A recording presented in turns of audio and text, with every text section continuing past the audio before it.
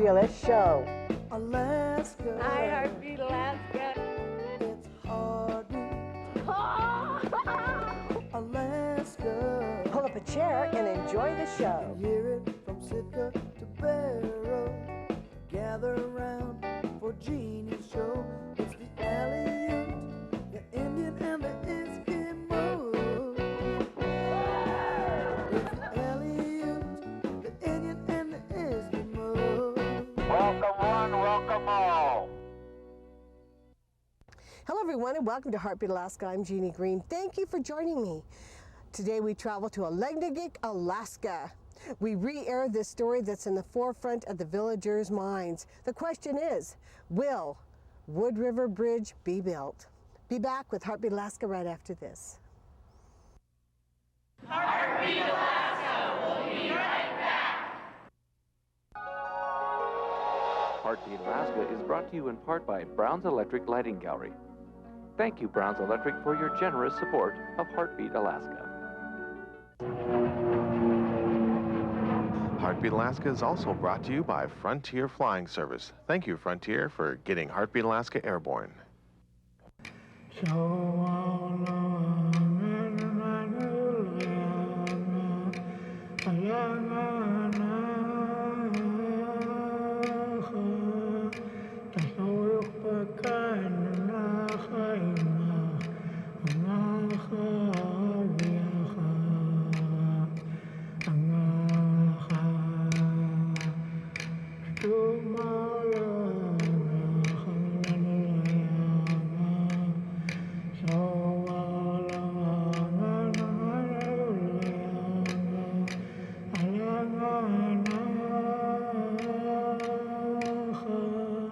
Aleknagik is located at the head of Wood River on the southeast end of Lake Aleknagik, 16 miles northwest of Dillingham. Wood River and Lake Aleknagik have been used historically as summer fish camps. It's really pronounced Aleknagik. In the winter, sometimes it gets really foggy. I guess in the old days, when it was foggy, you know, the people going up Illutsik would end up going up this river here. The name Aleknagik means wrong way home, and it's people that lived on the Illutsik River, you know, would get lost in the fog and start ending up coming up the Wood River, and so, you know, that's how it got the name of wrong way home. At first, there weren't that many people. There were just a very few families that were living here. You know, when I was growing up, there were people living up, you know, at the end of the lake. There's a few families here.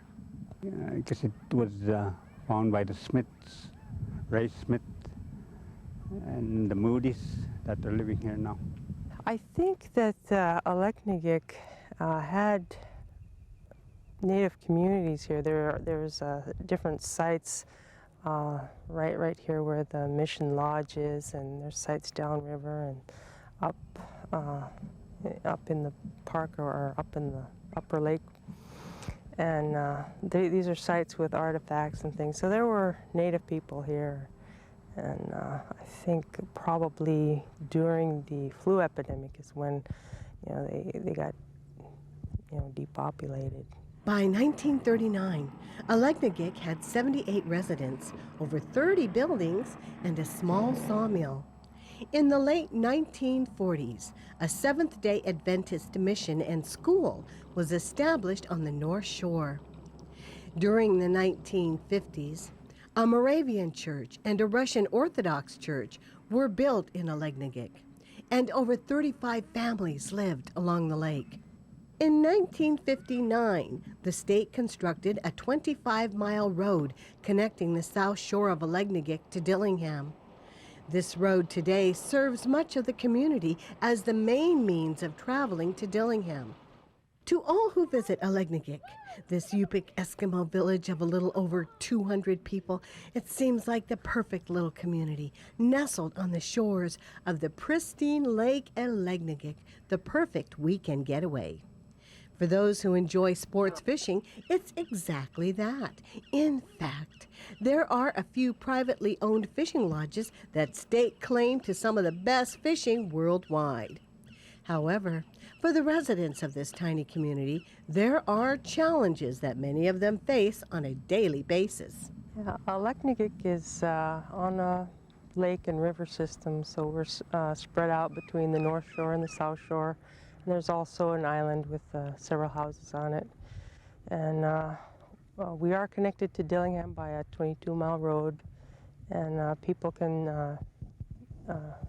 well, from the north side, they go by skiff, to the South Shore, and then drive to Dillingham for supplies and things. With the road being built on the south shore of Lake Aleknagik, those who live on the north shore have the task of getting back and forth across the lake.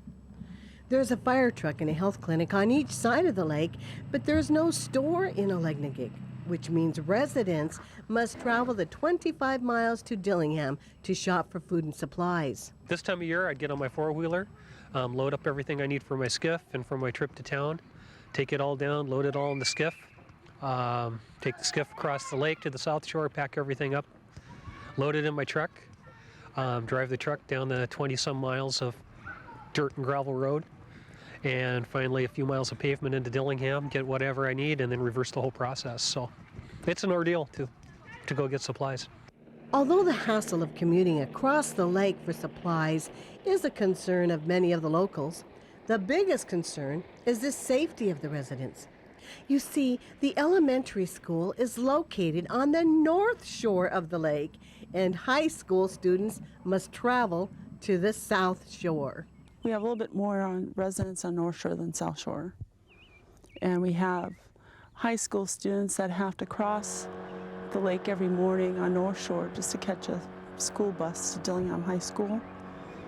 And then we have South Shore elementary students that have to cross the lake just to go to elementary school on North Shore. On the South Shore, we have 5 that come to school here, but we have several kids that live on this side, 6 or 7, 8, that attend high school in Dillingham, and so we're also responsible for transporting them across the lake to catch the bus from Dillingham City Schools. For one thing, they have to get up quite early in the morning and travel in oftentimes pretty nasty conditions just to catch their bus, and a lot of times they'll get over there and the bus isn't able to even get out here. And so we end up retrieving them. And sometimes they spend a good deal of time out in the cold and the nasty weather to no avail. I think that's a concern for the whole community, that the kids are crossing and they're, they're going daily, which means in all different types of weather. And, when it's a blizzard or, what's going on out there, these kids are trying to get to school. And, they do have a lot of days where, they just can't get there, and they have to stay home, so they miss school. I know there's been times where it hasn't been safe for kids to go across the lake to catch a school bus, and they've missed a lot of school because of that, and it hurts their education. If they miss too much school, it's hard to catch up, and so they fall behind, and that's a deterrent to even try to catch up. Derrick Andrews and Tina Illutsik are just 2 of the youth who cross the lake every morning to catch the bus to Dillingham, regardless of the weather. The bad days it's cheap. Going across, like if it's windy out and it's rough out, you get wet and cold, and I don't like it. It's cheap. I don't enjoy it. Get wet, get our feet wet, and it's cold. Always takes a while to get the motor started, and you're just sitting there and you start shivering. It's a little too cold. One of our elders that was crossing the lake fell in. Her life was saved because someone was taking a steam and they heard her yells for help from the lake. And then of course our first responders team, and with the help of local citizens, she was able to live another day. Unlike so many others, not only my mother and her brother, but also my cousin fell in with a snow machine. My Uncle Paul drowned with the skiff. He turned over with the skiff and he drowned not too far from here. And there's been many others that have passed on here. And just recently we also had another young man that drowned. Also, he was only, I believe, 18 or 19 years old. That recently drowned too. Every year, people die out here crossing this lake. People died last year, people died this year, and people will die in the future, and we've been lucky it's not been our school kids, you know, traveling to or from school, but odds are eventually it will be. And, you know, it would be nice to not have that as a concern. Well, we had the number of the drownings, you know, on the lake crossing at winter time. Well, it happens just about every year or every other year. Sometimes 2 or 3 drownings a year. 4. One year, about 4, I guess. Even us, you know, we had close calls in the storm out here. I mean, you know, we just drive along the fog and then all of a sudden you're over the water right in front of you, you know. Some rough days we can't even go across. And we don't even get to get across. So rough out there. You have to be very careful. For example, if you don't have the weight that you need when it's really windy, you may very well flip your boat over. I know that a lot of people end up carrying an extra bucket of rocks or something if they don't have the weight that they need in the front if they need to get across the lake. In the late 1950s, people started saying we needed a bridge. Then when I became mayor, I started working on I was the very first mayor. It was in 1973. Then that one month, you know, in the spring, the city sent me to June to lobby for a bridge. Ivan was the representative. Then Ivan put on the city of Aleknagik's wish list. So it's a long time coming. A bridge connecting the two shores of Aleknagik would greatly reduce the chance of accidental death for the kids and other residents who are forced to cross the lake during the treacherous times of the year and would make getting to school a little easier. I don't think it's so much a matter of what would make it easier as what would make it safer. And I think you know, if we had a bridge and could travel with a covered vehicle on 4 wheels that's stable, you know, that's going to, I wouldn't say it's going to be easier because, you know, the location of the bridge would be quite a distance from the school, and it's actually going to increase the amount of distance we need to travel to get those kids.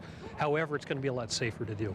I understand that there is one thing that's come up since our last meeting, and that is that the state DOT is going to have to submit this project, the Wood River Bridge project, to a cost-benefit analysis. Today, the push for a bridge is still a topic of contention.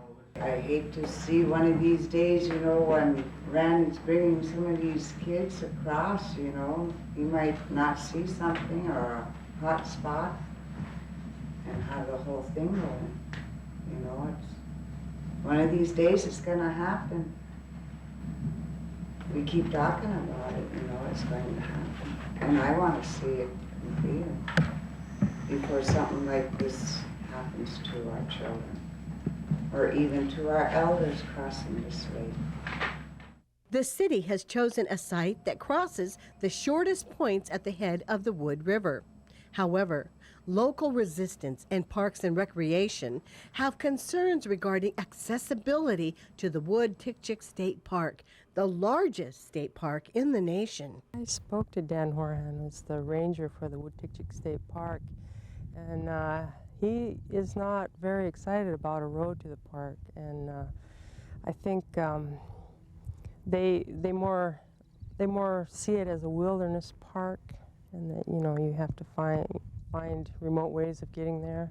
Another concern about a bridge being built across the Wood River is that all 5 species of Pacific salmon, king, sockeye, pink, silver, and chum, spawn in the Wood River and Tikchik systems.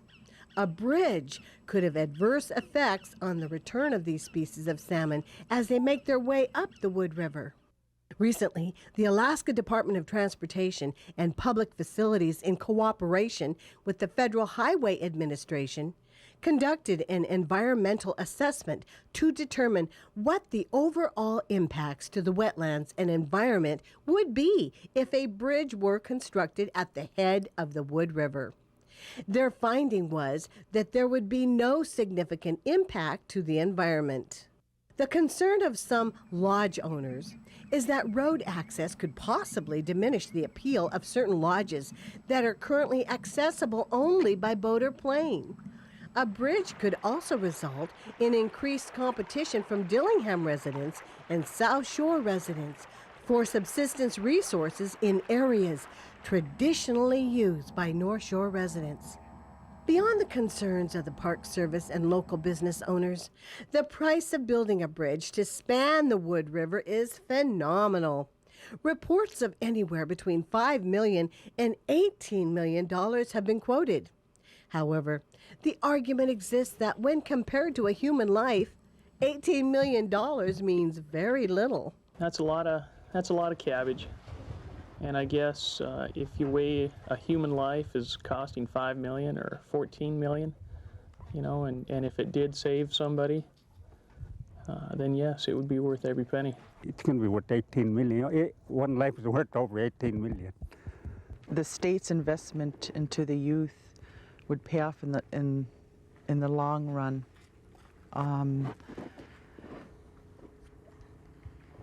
Isn't it their responsibility to invest in our youth, to make sure that they live in a safe environment and that they can get the education that they need? Hello from Aleknagik. Flying in Alaska? Fly Frontier, the official airline of Heartbeat Alaska. Frontier is expanding again. They've added new routes to Nome, Kotzebue, and the surrounding villages. As you can see, Frontier is now really covering Alaska. So the next time you fly, try Frontier. Frontier offers quick, convenient check-in, low fares, and service direct to many of the villages. Frontier Flying Service is the official airline of Heartbeat Alaska. Make it your official airline too. Merry Christmas. Merry Christmas. Merry Christmas. It's that time of year again to pull out the cameras and send us those Christmas greetings from your village for our 2-hour Heartbeat Alaska Christmas special. We can accept Mini DV, SVHS, or VHS. Send your Christmas greetings to Jeannie Green Productions, 536 Bonanza Avenue, Suite A, Anchorage, Alaska, 99518. Let's keep the Christmas spirit alive and the heartbeat tradition going. Once upon a time, there was a wise man who built his house in the Northland where it's cold, where the wind blows, but he had a Toyo stove.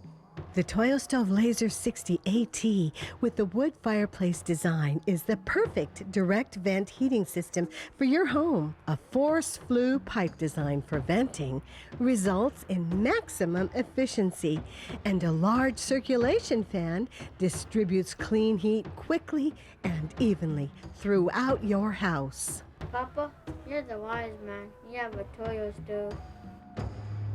Ariga. It's the Aleut, the Indian and the Eskimo. It's the Aleut, the Indian and the Eskimo. Welcome one, welcome all. As the people of Aleknagik try to convince the state of the importance of having a bridge that would connect both shores, the children and residents of this tiny village take their lives in their own hands every spring and fall, crossing a lake that has taken many lives in the past. Although some locals of the area see a bridge as an invitation to trespassers and vandalism, many community members see the bridge as a way to boost the economy of Aleknagik while ensuring the safety of their people as they cross the lake. What I would like to see happen, and that is I'd like to see the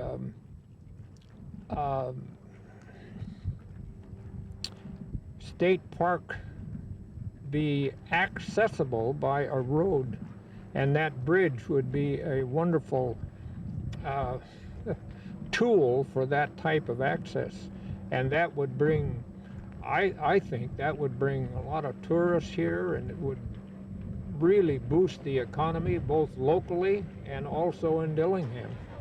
The young people, we're concerned they need to have the opportunity to have economic venture here in the village, but also to be able to cross the lake safely and to feel secure that your child or children are crossing the lake safely without having to worry if they got across to the other side or not. Aleknagik is considered the gateway to the Wood-Tikchik State Park, and Wood-Tikchik State Park is the largest park in America. And if there is a bridge built, with the Southwest Transportation, with the plans to build roads to the upriver villages, and that would be a beginning towards that. It would be a safety also for the villages upriver to come across. If they're coming down in wintertime, they could cross the bridge also. We're right at the gateway, the largest state park in the United States. There's a new parking lot for 300 cars. But in the summer, in the Fridays, Saturdays, and Sundays, it gets, full. It's full. There's at least over 1,000, sometimes up, I think there's up to 2,000 people recreating on this lake when the weather is really nice.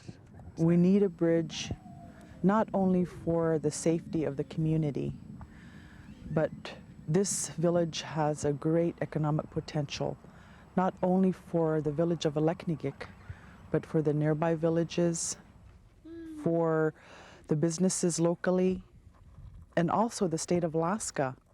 They have an opportunity to also take advantage of an economic venture here in the village of Aleknagik. As I said before, we're the gateway to the Wood-Tikchik State Park, and the opportunity is here. Not only with that, but there also may be other opportunities available. Besides becoming attractive to sightseers and weekend vacationers, a bridge could benefit the community of Aleknagik in other ways. The north side gets most of the projects of, it's got the state airport and the office building, the post office and the school. So most of the projects have come to the north side, and the south side feels left out. And a bridge would help provide more feeling of connectedness and, more of a feeling of community between the both sides. A bridge would also mean a decrease in the cost of supplies for North Shore residents who would no longer need to transit back and forth by boat or snow machine every time they needed to travel to town, and a decrease in the pressure on parking at the Lake Aleknagik State Recreational Site because North Shore residents would no longer need to park there. The proposed bridge could also enhance the local economy through the consolidation of government services and facilities. Currently, Aleknagik has 2 gravel pits, 2 fire departments, and 2 clinics to serve both shores of the lake. With bridge access, these different services could be combined to provide a better service to both sides of the community. There's 2 clinics, one on North Shore, one on South Shore. We had an emergency. A plane could not come across, it could not land. We had to bring the patient across with a sled in the winter. So that's what normally happens if it's late, is we have to bring the patient across either by skiff or by snuggle. Although the people of Aleknagik have their work cut out for them, there's one thing they know for certain. Bridges have to be built. It's not gonna it's subject, you know. We have to keep working at it, you know. It's just not gonna go away. Thank you everyone for joining us for Heartbeat Alaska, and thank you everyone in Aleknagik for your help in this story. Now I'd like to remind you once again to get your camcorder out. Annual Heartbeat Alaska Christmas special is coming up in December, right before Christmas, a 2-hour special this year. That means that we'll probably get your village greetings on. So please get your camcorder out and start gathering those, won't you? For Heartbeat Alaska and everyone here, I'm Jeannie Green. God bless you. We'll see you again next week.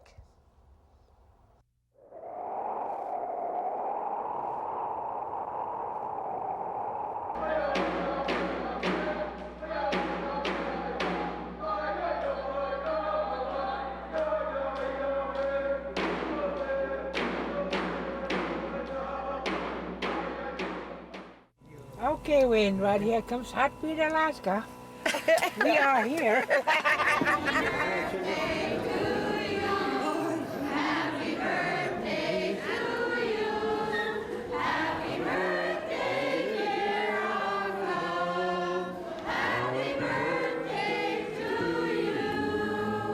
Happy birthday to Maddie Botfish. Happy birthday, Maddie. Happy birthday. Happy birthday, Maddie. We love you many more. Maddie Bodfish of Wainwright, Alaska is celebrating a very special day today. It's her birthday. But this is no ordinary birthday. Today she is surrounded by her family, friends, and loved ones who have come from abroad to celebrate Maddie's 100th birthday. Maddie has stayed young by living a traditional lifestyle, eating native foods, keeping busy with native activities, hunting and gathering subsistence foods for most of her life. She lives alcohol and tobacco free and wishes only one thing for all her people.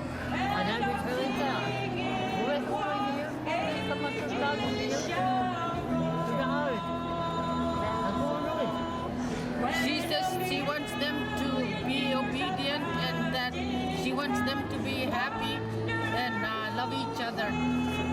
We are honored to have been part of this monumental and joyous occasion.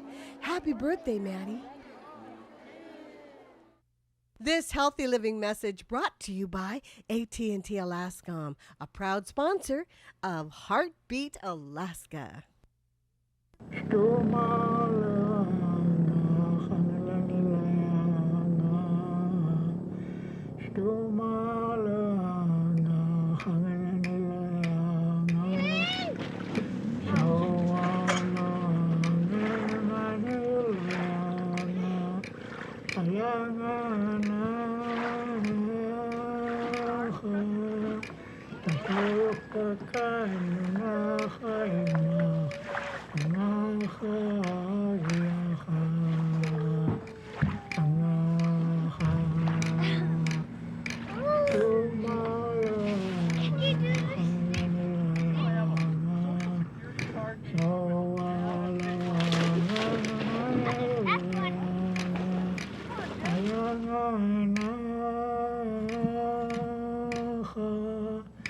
Tasawuf pagkain na kain